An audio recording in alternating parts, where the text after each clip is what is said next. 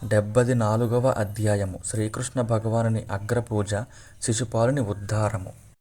శ్రీ శుకుడు నుడివెను. పరీక్షిని మహారాజా, మహారాజైన యుధిష్ఠిరుడు జరాసంధుని వధను గూర్చియు అనంత శక్తిమంతుడైన కృష్ణప్రభువు యొక్క అద్భుత మహత్వమును గురించియు మిగులు సంతసించి ఇట్లు నుడివెను.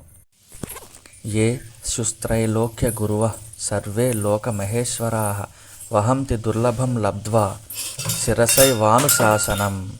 భావము: పురుషోత్తమ, ముల్లోకములకును అధిపతులైన బ్రహ్మ శంకరాదులు ఇంద్రాది లోకపాలురు దుర్లభమైన నీ ఆదేశము కొరకు నిరీక్షించుచుందురు. నీ ఆజ్ఞను పొందిన పిమ్మట వారు దానిని శిరసావహింతురు. లోకపూజ్యుడమైన ఓ కమలాక్ష, వాస్తవముగా మేము దీనులము అయ్యిను మహారాజులనుగా తలంచుకొనుచున్నాము. నీవు సర్వశక్తిమంతుడవే అయినను సామాన్య మానవుని వలె మా ఆజ్ఞలను మన్నించుచు వాటిని పాలించుచుందువు. పరమాత్మ, నీవు సజాతీయ విజాతీయ స్వగత భేద రహితుడవు. స్వయముగా పరబ్రహ్మవు. ఉదయాస్తమయములలోని సూర్యుని తేజస్సు ఎట్టి మార్పును పొందక ఒకే రీతిగా నుండినట్లు ప్రాకృతములైన శత్రుజయాది కర్మల చేత నీ ప్రభావము పెరగదు తరుగదు. మాధవ, నేను, నాది, నీవు, నీది అను భేదభావములు అనగా అహంకార మమకార వికారములు పశుతుల్యులైన అజ్ఞానులలో ఉండును గాని నీ అనన్య అంటే పరమ భక్తులలో ఉండవు. ఇంక జగద్విజేతమైన నీలో ఎట్లుండును? కనుక నీవు చేయునవి అన్నీయును నీ దివ్యలీలలే. శ్రీ శుకుడు వచించెను. రాజా, ఇట్లు పలికిన పిమ్మట ధర్మరాజు శ్రీకృష్ణుని యొక్క ఆమోదముతో రాజసూయ యాగమును ప్రారంభించుటకు అనువగు వసంత ఋతువునందు యజ్ఞకర్మల యందు నిపుణులైన వేదవేత్తలకు బ్రాహ్మణులను ఋత్విజులను ఆచార్యులనుగా ఎన్నుకొనెను, ఆహ్వానించెను. పిమ్మట యుధిష్ఠిరుని ఆహ్వానముపై యజ్ఞ నిర్వహణమునకై వ్యాసమహర్షి, భరద్వాజుడు, సుమంతుడు, గౌతముడు, అసితుడు, వశిష్ఠుడు, చ్యవనుడు, కణ్వుడు, మైత్రేయుడు, కవశుడు, త్రితుడు, విశ్వామిత్రుడు, వామదేవుడు, సుమతి, జైమిని, క్రతువు, పైలుడు, పరాశరుడు, గర్గుడు, వైశంపాయనుడు, అథర్వుడు, కశ్యపుడు, ధౌమ్యుడు, పరశురాముడు, శుక్రాచార్యుడు, ఆసురి, వీతిహోత్రుడు, మధుచ్ఛందుడు, వీరసేనుడు, అకృతవ్రనుడు మొదలగు వారు విచ్చేసిరి. ఇంకను ద్రోణాచార్యుడు, భీష్మ పితామహుడు, కృపాచార్యుడు, ధృతరాష్ట్రుడు, ఆయన కుమారులైన దుర్యోధనాదులు, మేధావియగు విదురుడు మొదలగు వారిని ధర్మరాజు ఆహ్వానింపగా వారును విచ్చేసిరి. పరీక్షిని మహారాజా, రాజసూయ యాగమును దర్శించుటకై దేశమునందు గల సమస్త రాజులు, వారి మంత్రులు, అనుచరులు, బ్రాహ్మణులు, క్షత్రియులు, వైశ్యులు, శూద్రులు మొదలగు వారు అందరూ వచ్చిరి. అనంతరము ఋత్విజులైన బ్రాహ్మణోత్తములు యజ్ఞభూమిని బంగారు నాగళ్లతో దున్ని ధర్మరాజును వేదోక్త రీతిలో యజ్ఞ దీక్షితుని గావించిరి. పూర్వకాలమున వరుణుని యజ్ఞమునందు వలె ఈ యాగమునందు కూడా యజ్ఞమునకు ఉపయుక్తములకు బంగారు పాత్రలో మున్నగునవి సమకూర్పబడెను. యుధిష్ఠిరుని ఆహ్వానముపై ఇంద్రాది లోకపాలురు, బ్రహ్మదేవుడు, శంకరుడు తమ గణములతో విచ్చేసిరి. అంతేగాక సిద్ధులు, గంధర్వులు, విద్యాధరులు, నాగులు, మునీశ్వరులు, యక్షులు, రాక్షసులు, గరుత్మంతుడు మున్నగువారు, కిన్నరులు, చారణులు, మహారాజులు, వారి పత్నులు అందరూ యజ్ఞస్థలికి చేరిరి. వారు అందరూ ధర్మరాజు యొక్క రాజసూయ యాగ ప్రయత్నము ఆ మహాత్ముని స్థాయికి తగినట్లుగానే ఉన్నట్లు తలపోసిరి. శ్రీకృష్ణ భక్తి నిరతుడైన ఆ మహారాజు యొక్క యజ్ఞ వైభవము అట్లు సుసంపన్నమై విలసిల్లుటలో ఆశ్చర్యమేముండును? పూర్వము ఇంద్రాది దేవతలు వరుణునిచే వలె బ్రహ్మవచ్చస్సుతో తెతరిల్లుచున్న ఋత్విజులు యుధిష్ఠిరునిచే రాజసూయ యాగమును విద్యుక్తముగా నిర్వహింపజేసిరి. యజ్ఞమునకు చివరి రోజైన సోమాభిషవ దినమున అంటే సోమరసమును పిండు దినమున ధర్మరాజు ఋత్విజులను, సభాపతులను, మహాత్ములను శాస్త్రీయముగా భక్తి శ్రద్ధలతో పూజించెను. సదస్సులలో అగ్రపూజకు అర్హులైన విషయమున ఏకాభిప్రాయము కుదరకుండెను. అచటనున్నవారు ఎవరికి వారు తమ అభిప్రాయములను వేరువేరుగా తెలిపిరి. అప్పుడు మాద్రిపుత్రుడకు సహదేవుడు ఇట్లు వచించెను. సభాసదులారా, యదువంశ శిరోమణియగు శ్రీకృష్ణ భగవానుడే సదస్సులందరిలో శ్రేష్ఠుడు. అందువలన అతడే అగ్రపూజకు అర్హుడు, సకల దేవతాస్వరూపుడు.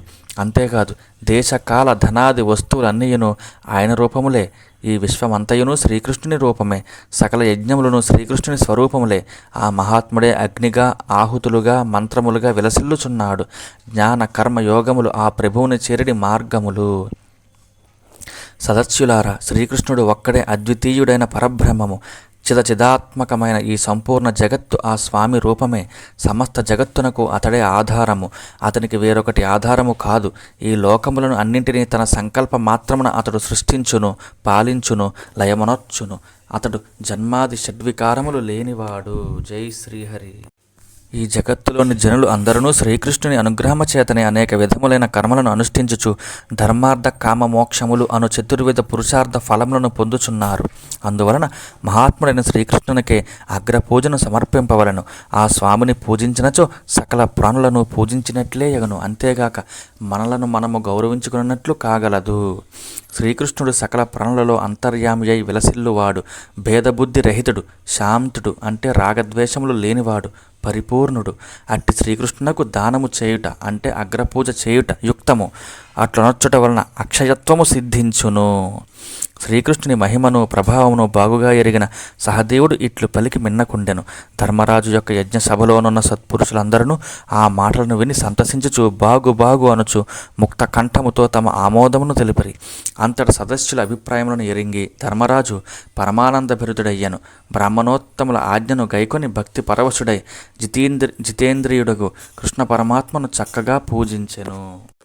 పిదప ధర్మరాజు పత్ని సహితుడై నిర్మల జలములతో ఆ పరమపురుషుని పాద పద్మములను కడిగెను. లోకములను పునీతమనొచ్చనట్టి ఆ శ్రీపాద తీర్థమును ఆ మహారాజు భార్యా సహితుడై తన శిరస్సున దాల్చెను. పిమ్మట ఆయన సోదరులను, అమాత్యులను, బంధుమిత్రులను ఆ తీర్థ జలములను తమ శిరస్సులపై చల్లుకొనిరి. అనంతరము యుధిష్ఠిరుడు కృష్ణ ప్రభువునకు పట్టు పీతాంబరములను, అమూల్యములైన ఆభరణములను, సంపదలను సమర్పించెను. నేత్రములు ఆనందాశ్రువులతో నిండియుండుట వలన ధర్మరాజు ఆ పురుషోత్తముని చక్కగా దర్శింపలేకపోయాను. నిండు సభలో శ్రీకృష్ణుడు అగ్రపూజను అందుకున్నటను చూచి సదస్సులెల్లరూ జయజయధ్వనులను గావించుచు ఆ ప్రభువు యొక్క పాదములకు ప్రణమిల్లిరి. ఆకాశము నుండి పుష్పవర్షములు కురిసెను.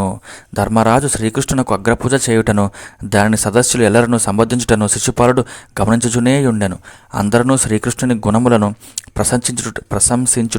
ప్రశంసించుచుండుట వలన అసూయాపరుడైన అతనిలో కోపము కట్టలు తెంచుకొనెను. వెంటనే అతడు తన ఆసనము నుండి డిగ్గున లేచి అసహనముతో ఊగిపోవచ్చు చేతిని పైకెత్తి జంకు గొంకు లేక నిండు సభలో కృష్ణ ప్రభువునకు వినపడినట్లుగా ఇట్లు పురుష వచనములను పలికెను. సదస్సులారా, సర్వస్వమును శాసించే కాలమును ఎవ్వరునూ ఉల్లంఘింపజాలరు అను శృతివాక్యము వాస్తవమే అనిపించుచున్నది. ప్రస్తుతము మూర్ఖుడైన ఒక బాలుని వచనముల ముందు జ్ఞానవృద్ధుల, వయోవృద్ధుల బుద్ధులు కూడా పనిచేయకుండాటయే అందులకు ప్రత్యక్ష నిదర్శనము. ఈ సభలో అగ్రపూజకు అర్హులైన వారిని నిర్ణయించుటలో మీరు సర్వసమర్థులే. అందువలన అగ్రపూజకు శ్రీకృష్ణుడే అర్హుడు అను బాలుడకు సహదేవుని వచనములను మీరు సమ్మతింపవద్దు. ప్రస్తుతము ఈ సభలో గొప్ప తపస్సంపన్నులు, మహావిద్వాంసులు, వ్రతనిష్టా గరిష్ఠులు, తత్వజ్ఞానముతో పాపతాపములను అధిగమించిన వారు అంటే తత్వవేత్తలు, మహర్షులు, లోకపాలురచే కూడా పూజలను అందుకున్నట్టి బ్రహ్మనిష్టాపరులు మొదలగు వారు ఎందరో గలరు. వారిని అందరినీ కాదని అగ్రపూజను పొందుటకు కులాధముడైన ఈ ఆలకాపరి ఎంతవరకు అర్హుడు? పురోడాశమునకు అంటే యజ్ఞపోతమైన అపూపమునకు కాకి ఎట్లు యోగ్యమగును? ఈ గోపాలుడు జాతి నీతి లేనివాడు, సమాజంలో ఒక స్థాయి లేనివాడు, సద్వంశములో జన్మించినవాడు కాడు. సకల ధర్మములను వదిలిపెట్టినవాడు, వేదశాస్త్ర మార్గములను, లోక మర్యాదలను ఉల్లంఘించి విశృంఖలముగా ప్రవర్తించువాడు, ఇట్టి గుణములను లేనివాడు. ఇట్టి అవలక్షణములు గల ఈతను పూజకు ఎట్లర్హుడగును? మునుపు ఇతని వంశము యయాతి శాపమునకు గురి అయ్యను. అందువలన సత్పురుషులు ఇతని వంశమును బహిష్కరించిరి. ఈ విషయమును మీరును ఎరుగుదురు. ఈతని కులము వారు ఎల్లప్పుడూ మధుపానమునందే మునిగియుందురు. అట్టి వంశమునకు చెందిన ఈతడు పూజకు ఎట్లర్హుడగును? బ్రహ్మర్షులచే సేవింపబడుచున్న వేద మర్యాదలకు కుదురైన ఆర్యావర్త దేశములను వీడి వీరు అంటే యాదవులు వేద చర్చలకు తావులేని సముద్రమున కోటను నిర్మించుకొని అందు తలదాచుకొనుచున్నారు. అప్పుడప్పుడు బయటికి వచ్చి బందిపోటు దొంగల వలె ప్రజలను బాధించుచుందురు. పోగాలము దాపురించిన శిశుపాలుడు ఇట్లు పెక్కు రీతల పరుష వచనములను పలికెను. అయినను కృష్ణ భగవానుడు మాత్రము నక్క కోతలకు సింహము వలె వాటిని ఏమాత్రము సరుకు గనక మిన్నకుండెను.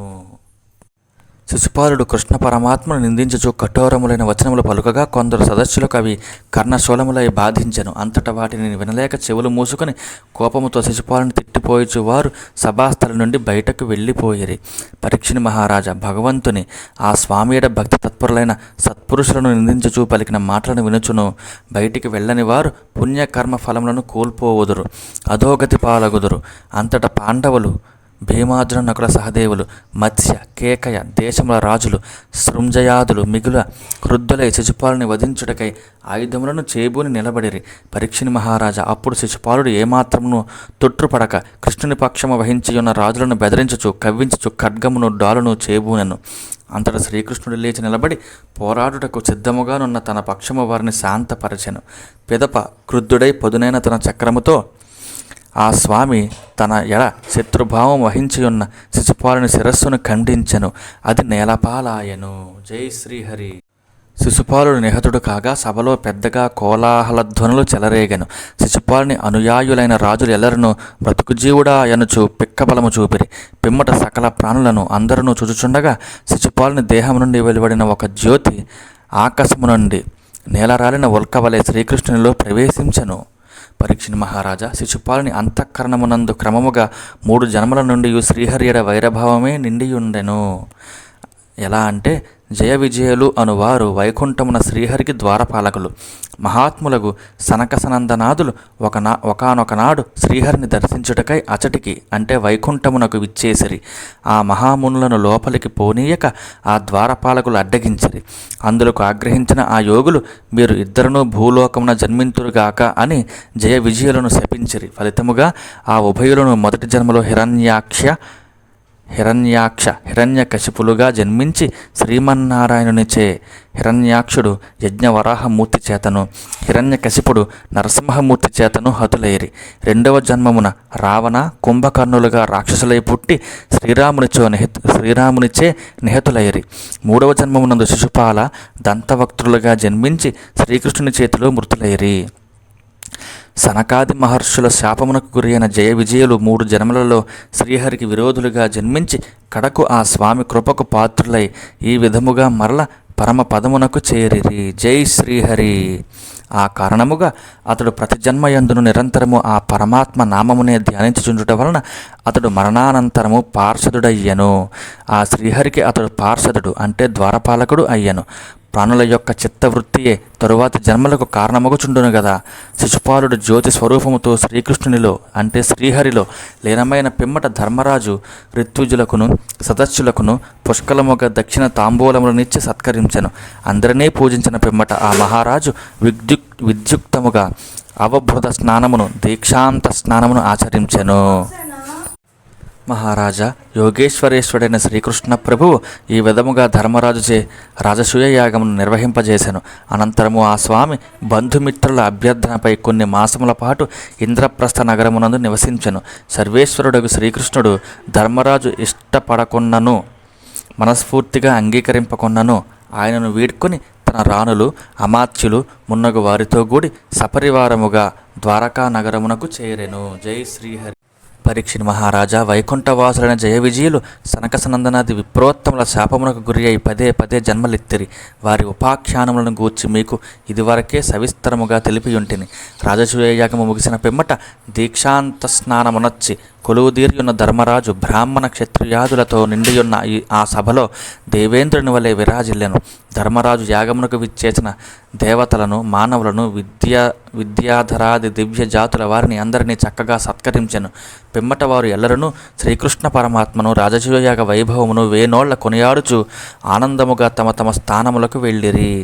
వైభవోపేతముగా నిర్వహింపబడిన రాజసూయ యాగమును చూచిన వారు అందరూ ఎంతయో సంతసించిరి. కానీ పాపాత్ముడును కురువంశనాశకుడును అయిన దుర్యోధనుడు మాత్రము పాండవుల యొక్క రాజ్య లక్ష్మి వైభవముల చూచి అసూయాపరుడై సహించలేకపోయాను.